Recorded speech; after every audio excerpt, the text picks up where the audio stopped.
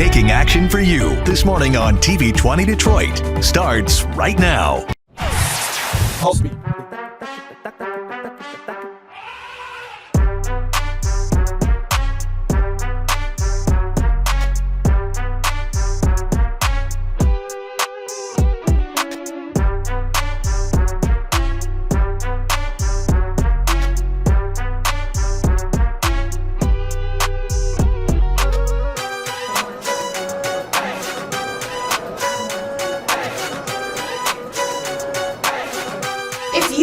You want to be an author and you want to write books over and over and over again, but they're not doing, publishers don't do R&D, so they're not analyzing in the same way why it didn't work, but they're just going to say those books don't work. And unfortunately, black books get penalized harder.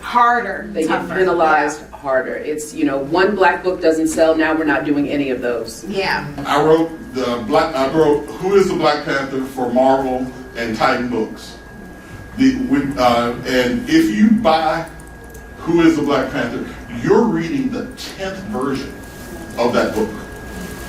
I rewrote it over and over and over, but it's so much easier to edit than it is to write. Be willing, if you're trying to get your book done, be willing to write copy that you'll be embarrassed to see 2 or 3 years later. But it's so much better. An editor can make your copy pretty, but an editor can't write it for you. So be willing, if you want to get that book and then be ready to sell it, you got to have the book first. Jesse Holland, I have this concept of brag, B-R-A-G, bringing recognition to achievements graciously. So for the audience watching you that may not know exactly why you can brag with great importance, just a few things about you that, and don't be modest, that make you exceptional. Okay, so I am the author of the book, Who is the Black Panther from Marvel. I'm also the editor and one of the authors of the anthology, Black Panther Tales of Wakanda. I'm the author of the book, Star Wars The Force Awakens, Finn's Story.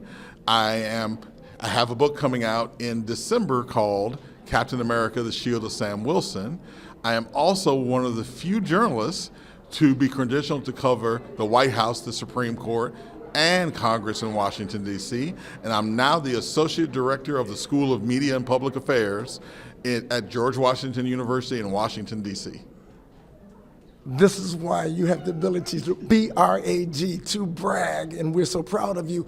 Now, in the genre of Afrofuturism and in the genre of black superheroes, and you certainly have your finger on the pulse of something that has made billions. Right. Can you let us know briefly where we came from in terms of African Americans as it relates to superheroes, right, and where we're going and how we can be part of this multi-billion-dollar machine? Of course. Now, most people know that the Black Panther, T'Challa, was the first black character to appear in a mainstream comic book from the Marvel Comics. He actually started as a side character in the Fantastic Four. But what a lot of people don't know is the first African American character to appear in a mainstream comic book was Sam Wilson, who is going to be the Captain America in the next movie. Wilson.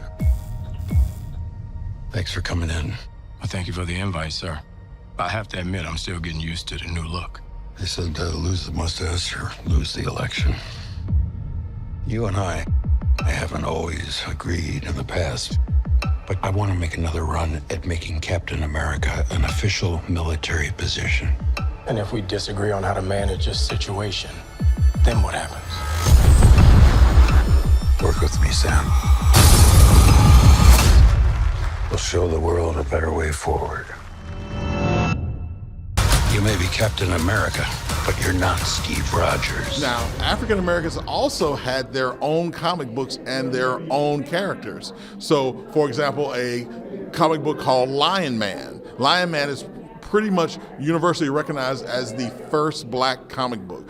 And By the way, I'm talking about the 1940s, 50s, and 60s. So African Americans have been in this market for superheroic characters for years. So it's not like this is something new. It's just the depth and the interesting ways that these characters are being presented is just finally being noticed. Now, when I talk about this is really fascinating because I know Miles Morales, Spider-Man technically is black. We are all Spider-Man. My name is Miles Morales. And Captain America technically black. And then Riri, do you know who Riri is? Ironheart. How dare I ask you? You know, of course. So Riri, and I think of Aretha because they called her Riri. You better think about what you're trying to do to me, yeah. And we're talking about superheroes. Will Superman be black eventually? Well, there is a version of Superman who is black. In fact, Ta-Nehisi Coates is working on that for DC Comics right now. So the great thing about all of these African American and African characters showing up in mainstream comics, it's also creating spaces for African American creators.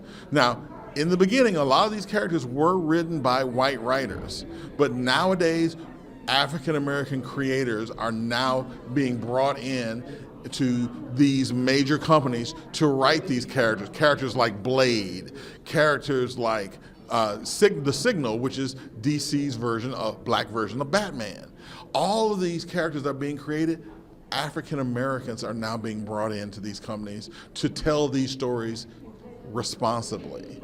So the push for these characters is also now making spaces for African American creators like myself and like the others who are now being brought into comic books, television, and movies. And I forgot to mention that in America, if you have a twin who is black, that makes you black. Wonder Woman's twin, Nubia. Let us know 100%. your thoughts on Nubia. Nubia is a fabulous character. In fact, one of the major writers who writes Nubia is Stephanie Williams, an African American female writer from North Carolina. So once again, using these characters brings space in these industries for African American creatives that we then move on to our own characters or move on to new characters. For example, my work at DC Comics has now made me one of the few writers to actually write Clark Kent Superman, the few black writers who ever have written Clark Kent Superman.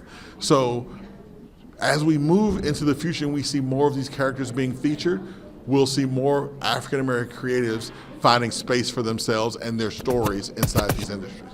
My name is Dennis Cowan. I'm a comic book artist and one of the founders of Milestone Media. And Milestone, why was that not more successful? Well, Milestone is, once again, historic. They were the first mainstream African American comic book company telling stories about African American characters. Now, the first version of Milestone did come to an end, but Reginald Hudlin of huge Hollywood fame is now working with Milestone to revitalize these characters and bring it back not only as comic book characters, but as television and movie characters. There are so many people who recognize the importance of characters like Static, Icon, the Blood Syndicate, Hardware. We understand their place in history, and there are so many writers out there trying to bring them back to the prominence that they deserved when the company came out back in the early 90s. Now, when one talks about black folk and our influence globally, you know hip-hop now is globally influenced. So in the world of comic books, which is a multi-billion dollar genre, and we talk in terms of audiences, can black audiences support these endeavors? Was Black Panther as successful as it could be? Do whites and non-blacks support black comic book characters? Do they read your book? Is it something that you would consider to be discriminatory? Well, here's what I'll say about that. As you go out and enjoy characters like Black Panther and Nubia. You should also be looking for Black creator-owned characters like Lion Man. You should be looking for Milestone. You should be looking for Static, because we'll never own Superman. You'll never own Black Panther, but you can come up with a character that you own, or you can support those creatives out there who are working hard to tell stories that you can't tell at Marvel, that you can't tell at DC. Marvel and DC, I love them, but they'll never tackle the water crisis in Flint. They'll never really tackle racism in America. But that's something you can do with your own creations. So as you're enjoying all of these multi-billion-dollar movies, as you're enjoying all of these characters at these mainstream companies, also think about supporting some of the smaller Black creator-owned characters, because they're telling stories from where we live, not a story that's filtered through a world that may or may not exist. The revolution will not be televised. Let's have some fun.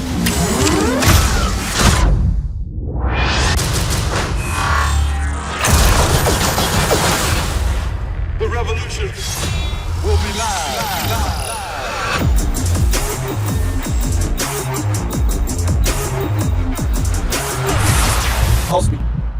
You ready to put your podcast on iHeartRadio? Yes, your podcast on iHeartRadio. What about Alexa, Roku, Fire Stick, Apple TV, Android, or iPhone? Plus live TV streaming. Get your podcast seen and heard all over the world. Call 313-868-6612. Pre-recorded shows are accepted to be archived. This is a WHPR distribution platform. Download the app from the App Store. Go to WHPRTV.com. Channels available for lease 24/7 on Roku, Fire Stick, or Apple TV. Coming soon, subscription and pay-per-view. Also, Block time is available. Get yours. Call 313-868-6612. That's 313-868-6612. Executive producer R.J. Watkins. Program director Henry Tyler. 107.5 FM WGPR HD2. RadioWeCanSee.com. neighborhood beautification. That's very important to Detroit. It's very important to block clubs, organizations, and people who live in the community. We got started with 2 lots and a vision of a treehouse center. Because if we can take these blighted lots, Detroit give us grants to be able to do something with them that the community wants, it's a plus, because we're bringing our neighborhoods back to where we want them to be, where they should be. All because I live in Detroit.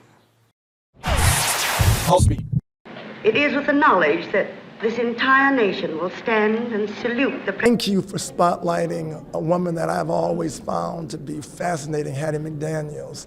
And The Queen of Sugar Hill is a book that obviously is spotlighting this very fascinating woman and what made her fascinating for you to move towards journalism in the direction of now acclaimed author. Yeah, so it's a historical fiction novel. You know, I grew up and my grandmother was watching Gone with the Wind one time, and I saw Hattie McDaniel and I didn't like her. And I told my grandmother, I just can't stand the way she's acting. And my grandmother said, why? And I said, she's playing this maid. And my grandmother said, but she's playing a maid and I am a maid. So why are you upset? And then it was 1939. What did you expect her to play? Scarlett O'Hara? And it was at that point I started seeing her differently. And I took off my 21st century lens and looked at Hattie McDaniel in the time frame that she was in, and I just had a whole new respect for her.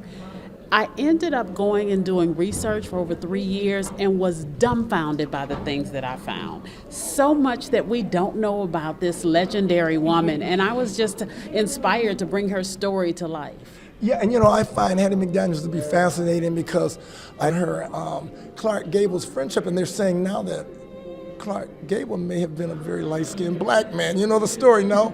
I do. and that she was the reason why Gone with the Wind, he was going to boycott that, and Can you talk about that? Yeah, so Clark was an extreme friend of Hattie McDaniel. And first of all, Hattie wasn't allowed at the ceremony initially. The producer, David O. Selznick, had to fight to get her there. But then the Atlanta premiere, which had over 1 million people attend, they would not let Hattie McDaniel come. And so Clark said, well, if you can't come, I'm not going. And she ended up talking to him into going, saying, you're the star. I understand you want to support me as a friend, but I need you to go. But he had her back, and he was not going to go.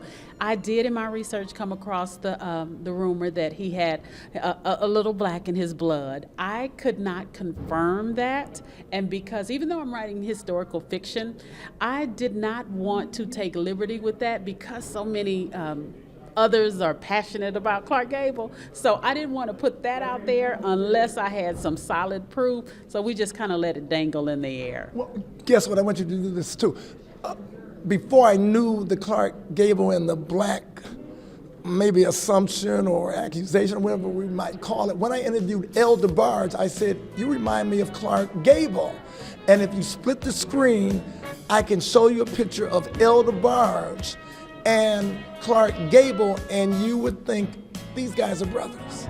It wouldn't surprise me at all.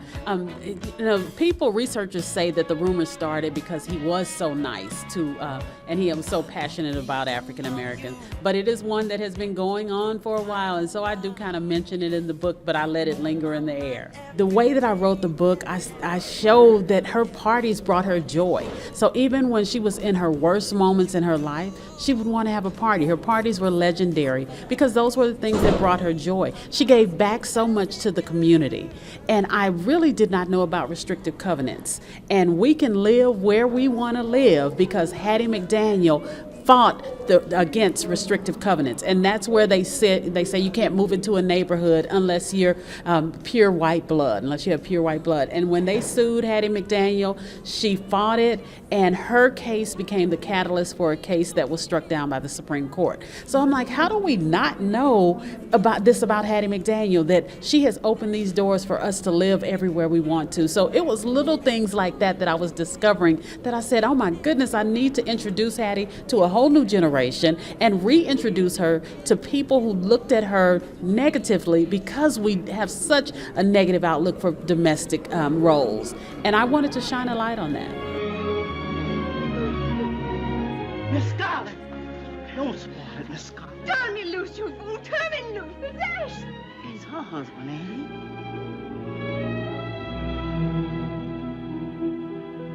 he? Pulse Beat.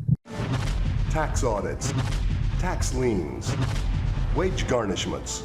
Every day we hear stories like this about good folks who are simply struggling to pay their bills. Each of them are living a frightening IRS tax nightmare, and they are afraid it will destroy their lives. If you're struggling with your own tax nightmare, we've got great news. The Tax Relief Line is here to help you. Now, you have a knowledgeable, professional team of tax experts that are ready to negotiate with the IRS and fight for you to save you money. The Tax Relief Line's professionals have successfully negotiated thousands of cases, reducing and sometimes even eliminating the tax debt for their clients. It's very easy to get started. Simply call the number on your screen right now. You don't have to live in fear anymore. The call and the consultation are free.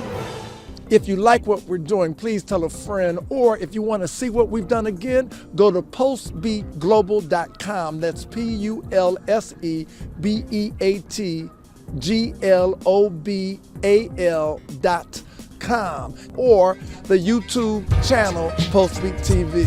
Thanks for telling the world about us. PulseBeat. There's always excitement at the National Association of Black Journalists. And in Chicago, the excitement centers around so many things, including The Chosen, which is a television show that we're recommending. And also there's a spotlight on the actress Amber Williams, which is maybe going to be the first time that you will hear this, that she is going to be soon the Academy Award winning, the Emmy winning Amber Williams. So stay tuned and watch us as only we give it to you on Pulse Beat with Greg Dunmore. Hello. Hello. Shalom. It's a beautiful day for picking flowers.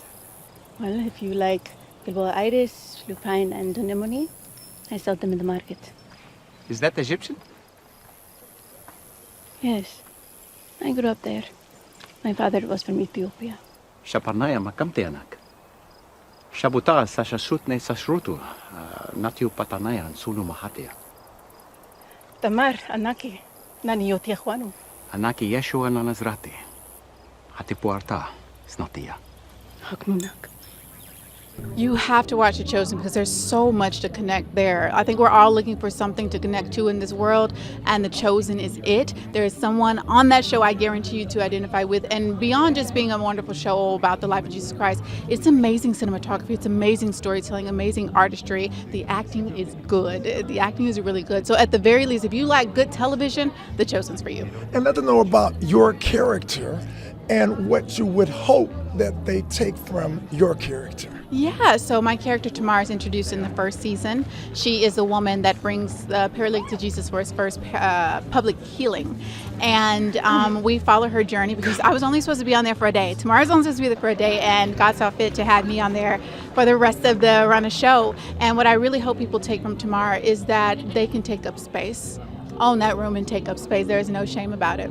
And would you give a shout out to Detroiters? And because The Chosen is an anointed show, let the Detroiters know that something special will happen, like a blessing. Let them know. Just say Detroiters, say something to the city of Detroit. Direct to camera. Yeah. Okay, Detroit.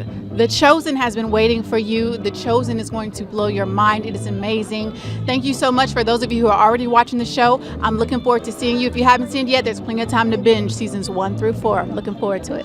And you know what, for the internationalness of your background, Amber, I'm so impressed because you're living in Spain. And because you are the global, international Amber Williams, will you let the audience who is speaking Spanish know something very special? Yeah, muchas gracias por todo su cariño y estoy muy orgullosa de esa serie, es la serie de la vida de Jesucristo dentro de los ojos de sus apóstoles, sus seguidores, creo.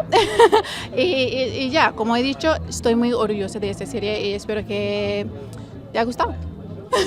Perfecto, y Amber, tú eres perfecta y tú eres fabulosa. We appreciate you, and last question. Yes. Just one secret to success that you can pass on to people who will one day say, I want to be like her. Oh, let me tell you what you have to do is when you have to make a decision between doing what scares you or being safe, you step on faith and you do what scares you, because that's where all the most beautiful things are. And I say that with my whole chest and my whole heart, is if it scares you, just take that step of faith. It's going to guide you where you need to go. May God continue to bless you so you can bless us with your talent, which is God blessed. Thank you. Thank you so much.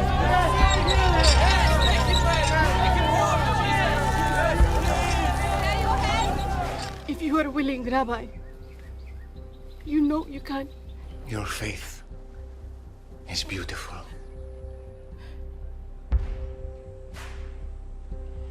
Son, take heart. Your sins are forgiven.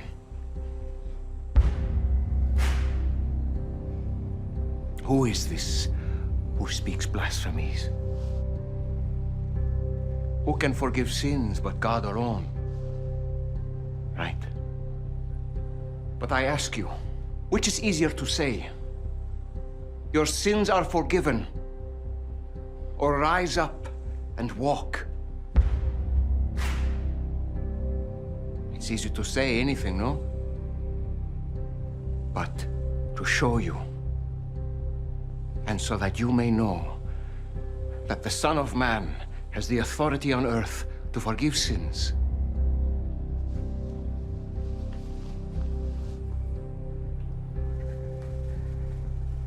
I say to you, my son,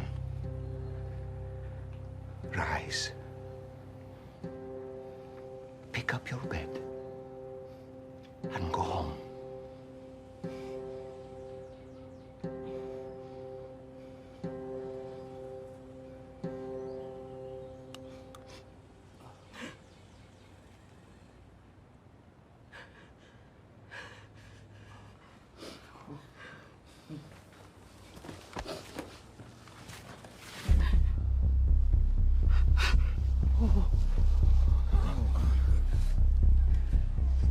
usually does it.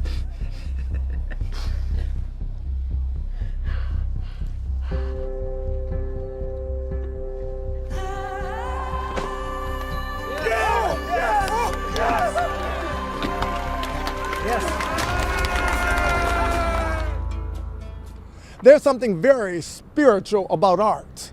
And there's something spiritual and anointed about the television show, The Chosen, that we highly recommend. You can watch it by downloading the Angel app, as well as checking various streaming services. And when I think of the word The Chosen, there was an actor that was chosen to be remarkable with brilliant talent, the now late great James Earl Jones, who recently passed. He will be remembered for his regal, commanding presence and a voice like none other. And who can ever forget some very iconic roles? For Best Actor, James Earl Jones. Now, most white folks, of course, are behind the white hope. Brady's the redeemer of the race and so on. But you, Jack Jefferson, are you the black hope? I'm black and I'm hoping. Any idea, Jack, why you smile when you're fighting? I'm a happy sort of person and it always feels good, huh? And when I'm fighting, I feel double good. So what do I want to put a face on for? This is CNN.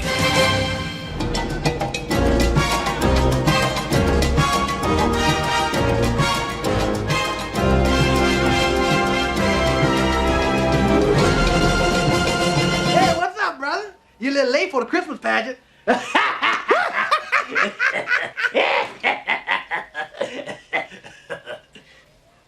I'm King Joffrey Joffre, ruler of Zamunda. Yeah, we'll have a seat. Chair number 2 be ready in a second.